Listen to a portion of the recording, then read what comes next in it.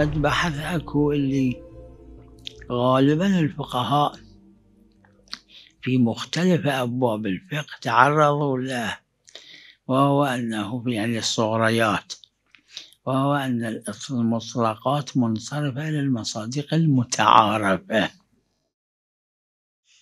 إذا قلنا الصبي غير البالغ حتى اللي يشعر هذا مو متعارف، لا يجب، أما ظاهرا مو غير متعارف. على كل هذا التفصيل بين المجنون اللي يشعر ومن لا يشعر والصبي الذي يشعر ومن لا يشعر في محله.